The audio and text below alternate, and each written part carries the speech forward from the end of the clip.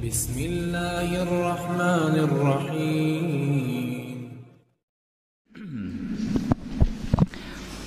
بسم الله الرحمن الرحيم. السلام عليكم ورحمة الله وبركاته. إن الحمد لله نحمده ونستعينه ونستغفره ونعوذ بالله من شرور أنفسنا ومن سيئات أعمالنا. من يهده الله فلا مضل له ومن يضلل فلا هادي له. أشهد أن لا إله إلا الله وحده لا شريك له وأشهد أن محمدا عبده ورسوله. يا أيها الذين آمنوا اتقوا الله حق تقاته ولا تموتن إلا وأنتم مسلمون. يا أيها الناس اتقوا ربكم الذي خلقكم من نفس واحدة وخلق منها زوجها وبث منهما رجالا كثيرا ونساء واتقوا الله الذي تساءلون به والأرحام إن الله كان عليكم رقيبا.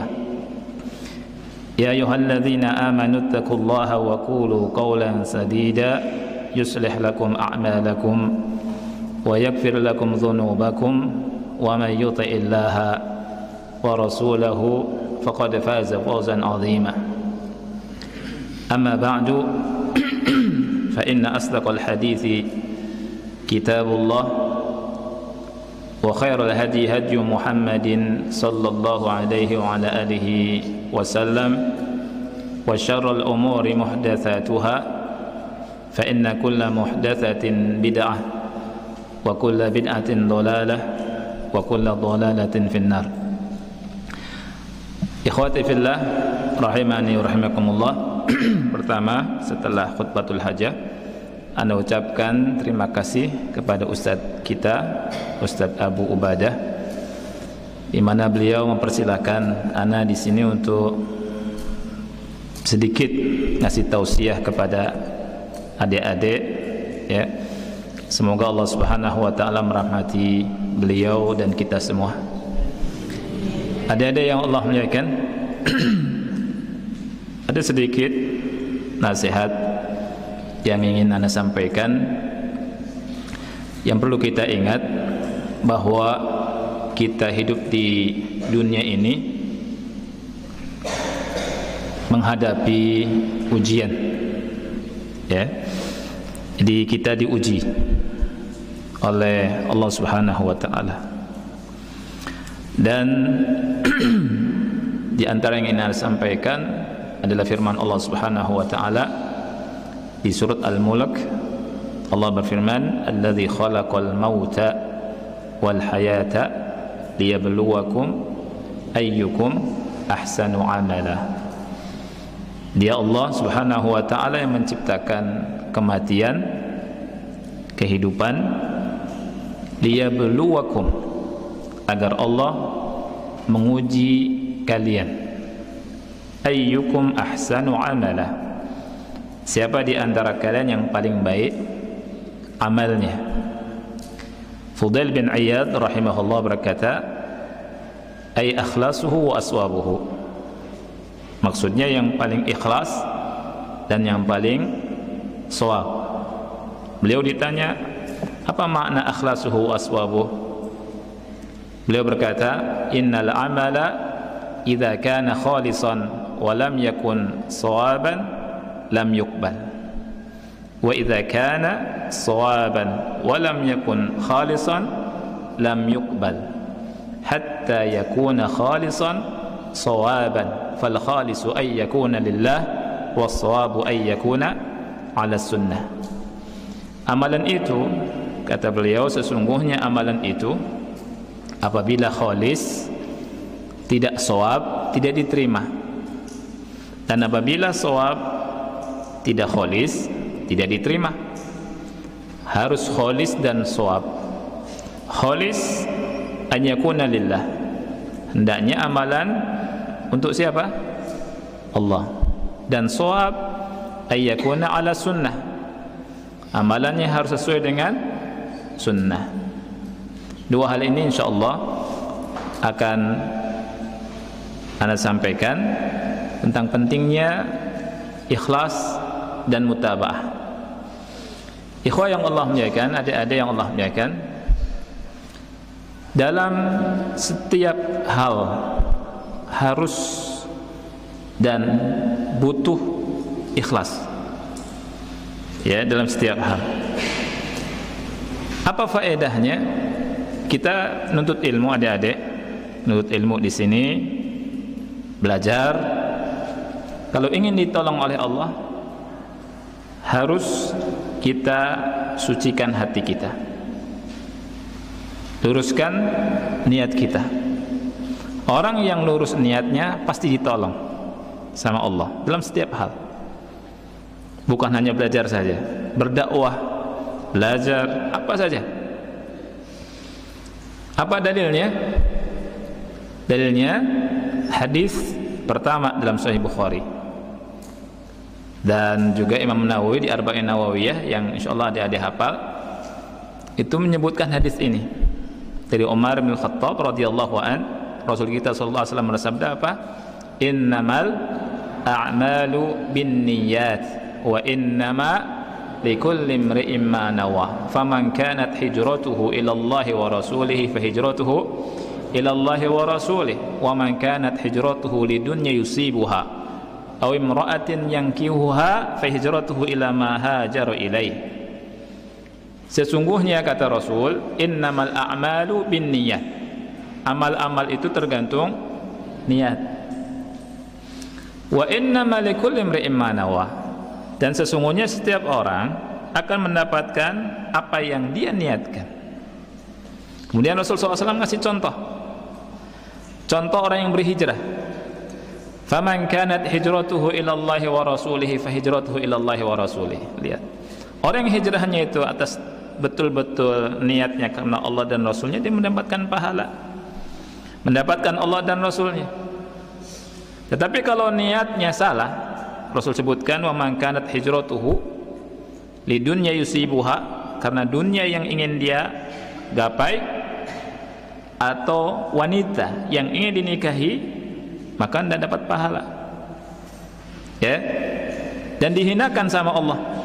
Allah sebutkan, Rasul SAW sebutkan, beda penyebutannya ketika orang hijrahnya karena Allah dan Rasulnya, fa hijratuhu ilallahi wa rasulih. Tapi ketika menyebutkan hijrahnya karena dunia dan wanita, fa hijratuhu ila ma hajara ilaih, enggak disebutkan. Ulama berkata, kenapa enggak disebutkan wa hijratuhu ila dunya atau wa mra'ah, disebutkan, tidak disebutkan lagi? Karena li haqaratihima, karena hinanya, dan tidak mendapatkan pahala. Dan ulama seperti Syekh Sadhan, Anda baca fawaid dari di antara faedah yang beliau sebutkan ketika menyampaikan hadis ini, orang yang punya niat ikhlas dalam amalannya akan ditolong sama Allah. Fa hijratuhu ila Allahi wa rasulih. Tapi kalau orang niatnya salah, Allah tinggalkan, Allah ditolong. Oleh karena itu, ikhwati fillah, kita di sini adik-adik belajar, yang paling pertama kita harus perhatikan hati kita.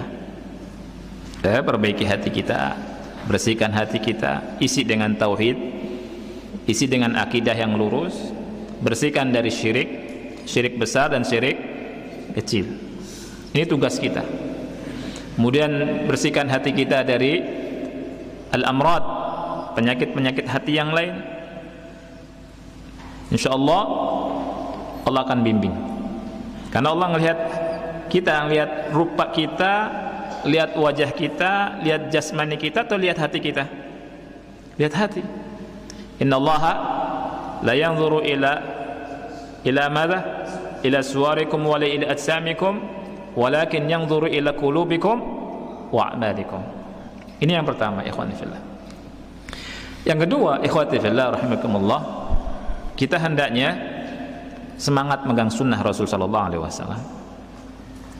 Sunnah-sunnah Rasul sallallahu alaihi wasallam. Dan di sini diajarkan bagaimana kita memegang sunnah Rasul sallallahu alaihi wasallam. Alhamdulillah, dia harus bersyukur sama Allah berada di ma'had untuk belajar sunnah-sunnah Rasul sallallahu alaihi wasallam. Dan kita berusaha untuk mengamalkannya. Orang yang mengikuti sunnah Rasul sallallahu alaihi wasallam dunia akhirat bahagia. Di akhirat kita ingin bersama Rasul sallallahu alaihi wasallam.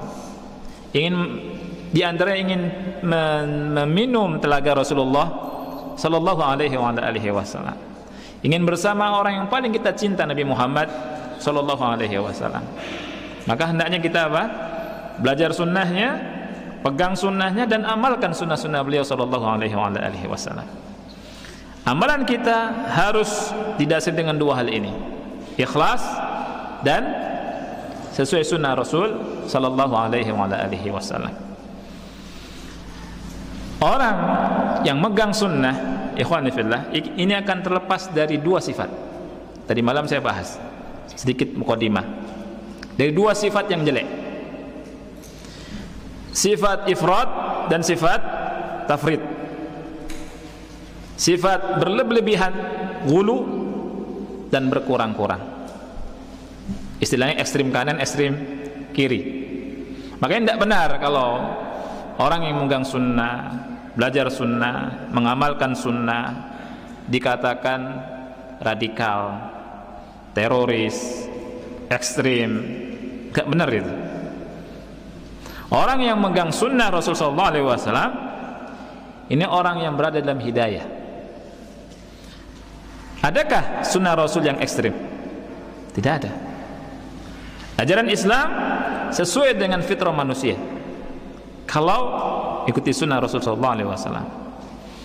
Contohnya hadis Anas bin Malik di Bukhari disebutkan. Hadis ini ada 3 sahabat Rasulullah SAW yang mendatangi rumah-rumah Rasul sallallahu alaihi wasallam. Rumah istri-istri beliau. Istri beliau ada berapa? Adik-adik? Ada 9 atau 11? Ya.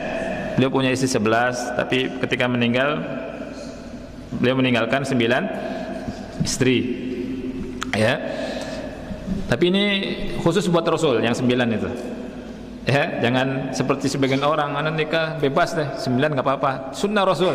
Nggak taunya nggak sesuai sunnah Rasul sallallahu alaihi wasallam. Ya. Nah, 3 sahabat ini bertanya tentang ibadahnya Nabi Muhammad sallallahu alaihi wasallam. Kemudian, falamma ukhbiru, ketika mereka dikhabarkan, ka'annahum taqalluha, seakan-akan mereka menganggap sedikit. Jadi dianggapnya sedikit tuh sunnah Nabi sallallahu alaihi wasallam. Ya. Ini karena apa? Dengan ra'yu. Padahal sunnah Nabi ini Masya Allah. Nah, salah satu di antara mereka bilang, anak akan sholat malam terus, tidak tidur-tidur. Yang lain saya akan puasa terus, tak buka-buka. Yang lain saya akan menjauhi wanita, tidak menikah dengan wanita.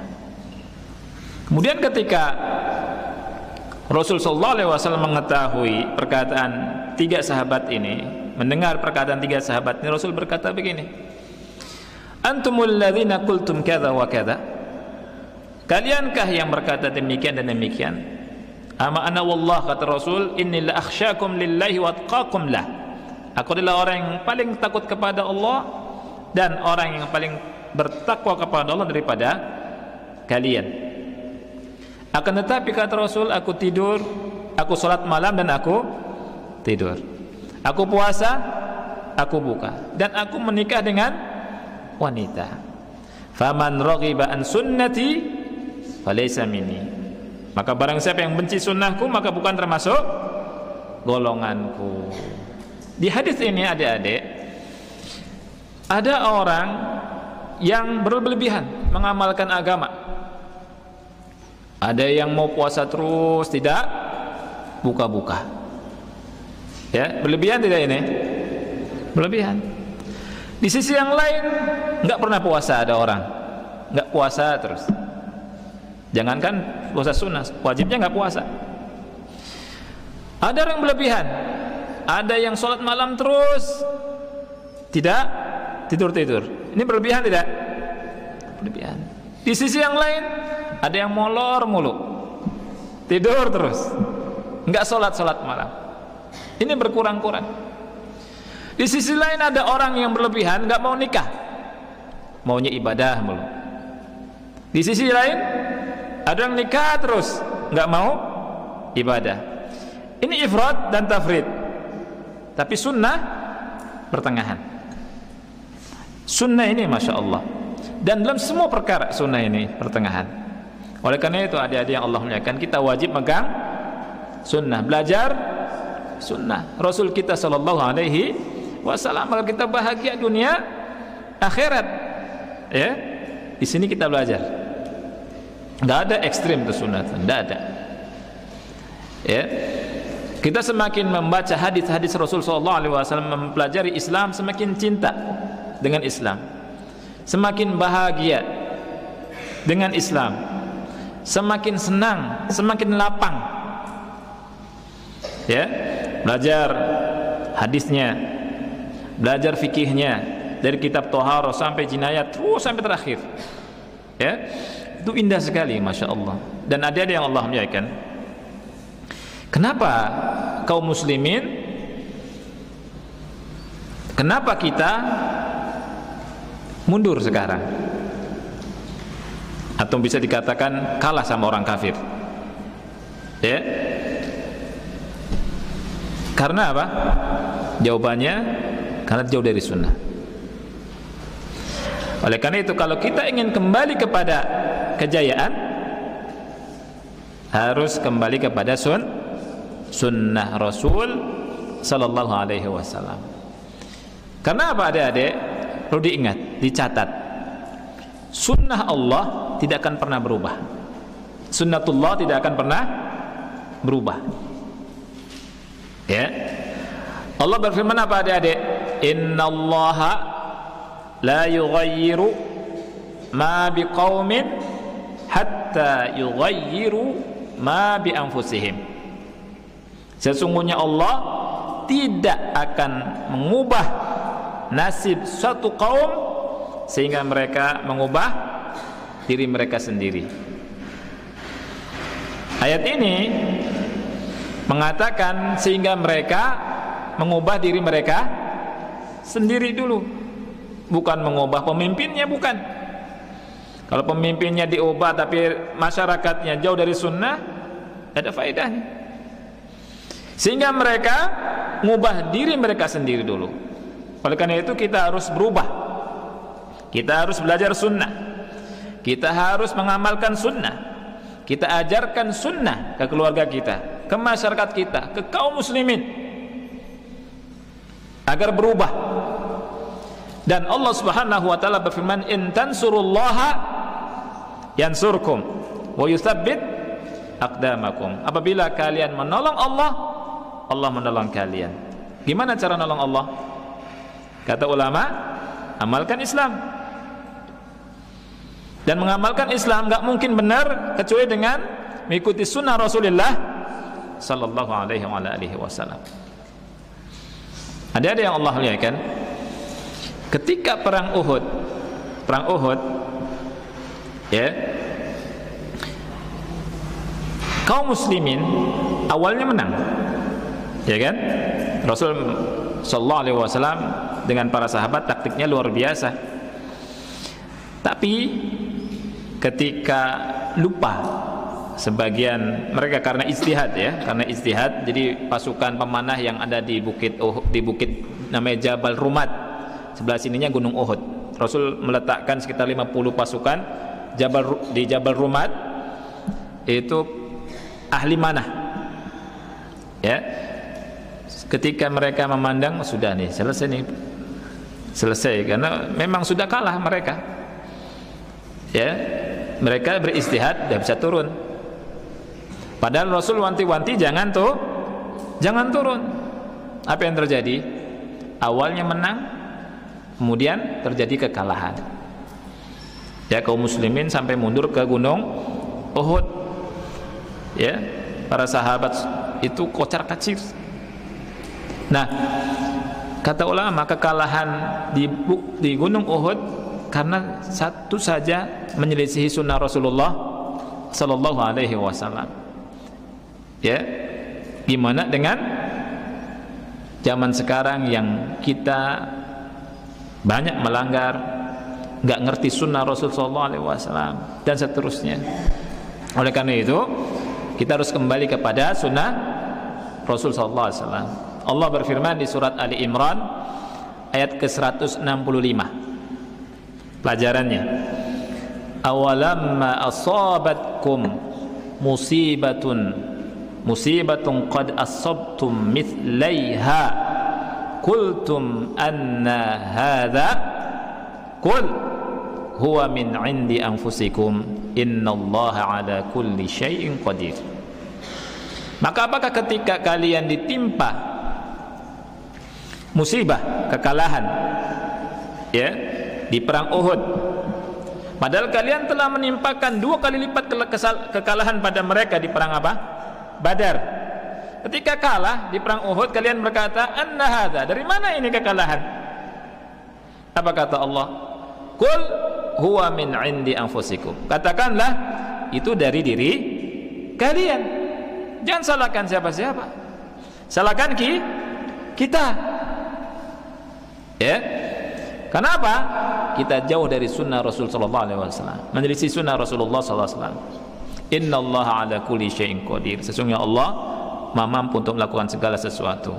Ada yang Allah muliakan, faedahnya ayat yang mulia ini banyak sekali sebenarnya, di mana kita harus kembali kepada Allah Subhanahu wa taala, kembali kepada sunnah Rasul sallallahu alaihi wasallam, gigit dengan gigi geraham, dan mudah-mudahan adik-adik kita diwafatkan di atas Islam dan sunnah. Ana kira cukup ini saja, ya, mudah-mudahan bermanfaat. Dan sekali lagi ana terima kasih ucapkan kepada Ustadz Abu Ubadah dan adik-adik sekalian yang Masya Allah, ya, semangat duduk. Mudah-mudahan Allah Subhanahu wa ta'ala memudahkan adik-adik untuk belajar, untuk mengamalkannya, dan mudah-mudahan jadi ulama, ya. Ini yang kita inginkan, jadi ulama, bukan jangan cita-citanya jadi dai sejuta umat, tapi jadi ulama. Lebih parah lagi, dai sejuta ummahat. Lebih parah lagi, ya. Jadi ulama cita-cita, insyaallah. Kita berdoa mudah-mudahan adik-adik diberikan kemudahan dalam menuntut ilmu dan mengamalkan ilmu. Barakallahu fikum. Wallahu a'lam bishawab.